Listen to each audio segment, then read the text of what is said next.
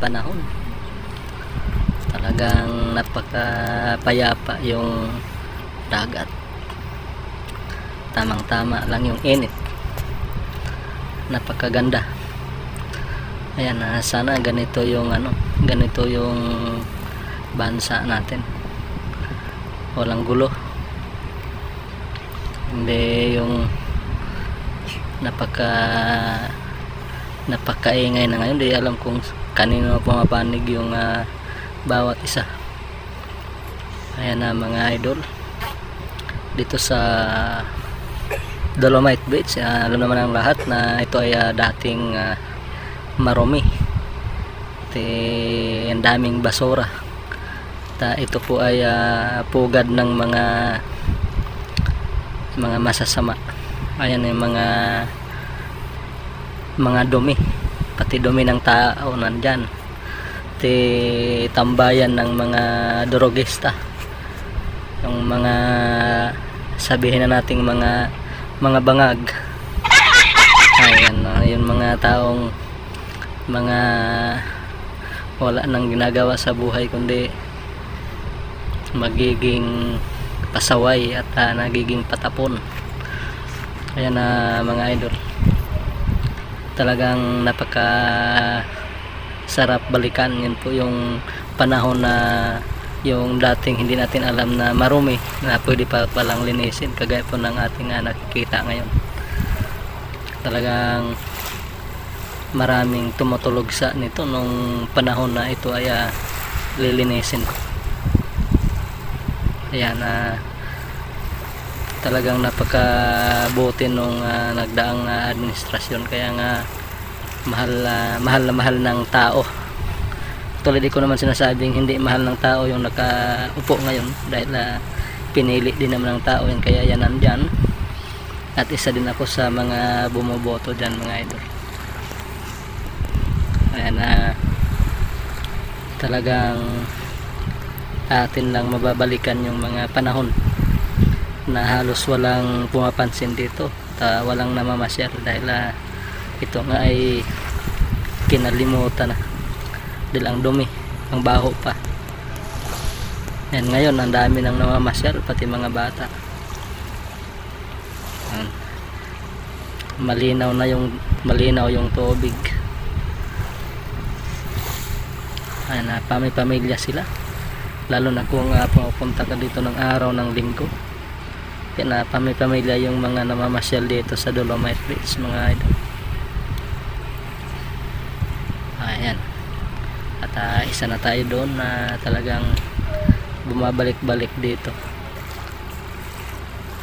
Napakaganda, maganda pong balikan. Ayan mga idol. Yan, masarap dito magpahangin. Talagang masarap yung hangin na dumadapo sa mukha mo dito. Talagang masarap sa pakiramdam. Ayan, lalo na yung pag malakas na hangin. Marami ka rin makikitang barko dito mga idol, lalo ngayon at patuloy pa rin yung pagtatambak dyan sa may reclamation area. Yan nakikita natin dyan, no? Yung mga namumuti na yan po artificial island yan mga idol. And so ang dami mga barko dyan, although wala pa naman tayong nakikitang barko na bumangga sa ano ba yung babanggain daw. Wala pa tayong nakikita na nagbabanggaan dyan. Tuloy may mga barko nakikita tayo yan na nakaangkla, at saka yung malinis. Talagang nagkikintabang mga buhangin dito. Nagtatayog ang mga building dito po sa paligid sa Dolomite mga idol. Ayan, ang ganda pong tingnan. Talagang napakaswabe, ang sarap sa mata. Kaya lang pagka nagkaroon naman din kasi ng ng mga unos, yan po talagang natatambakan dito din ang mga basurang galing dyan sa mga kalapit din ng mga island. Yan ang mga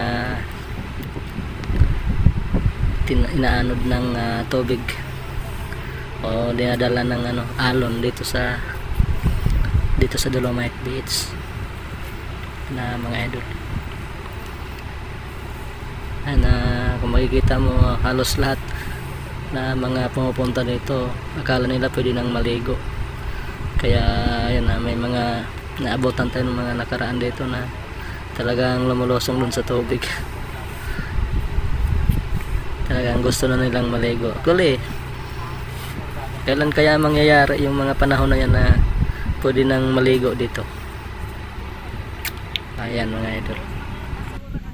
Yan, hindi gaanong marami yung tao dito ngayon. Yan, ito yung mga panahon na masarap mamasyal dahil talagang halos nasolo mo yung yung lugar, kasi nga kukunti lang po yung namamasyal. Hindi kagaya pag linggo na talagang ang daming tao, pamilya yung nandito. Ayan, so makikita mo tagos-tagusan yung mga paningin mo, dulo-dulo makikita mo kasi nga wala halos tao. Yan, makikita mo yung enjoyment ng mga bata na nagtatakbuhan, yung mga pamilya na yung talagang sinisinop nila yung panahon na nandito, nagpipicturan silang magpapamilya. Ayan ang mga idol. So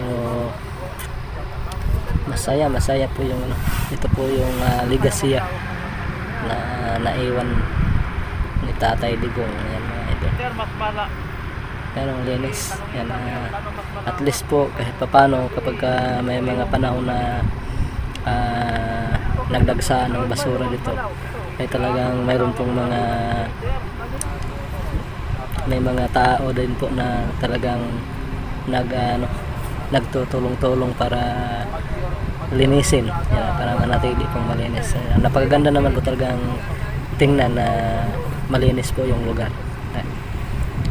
Talaga nakaka-relax. Marami pong nag-sightseeing dyan, lalo pagka panahon ng yung sunset. Actually hanggang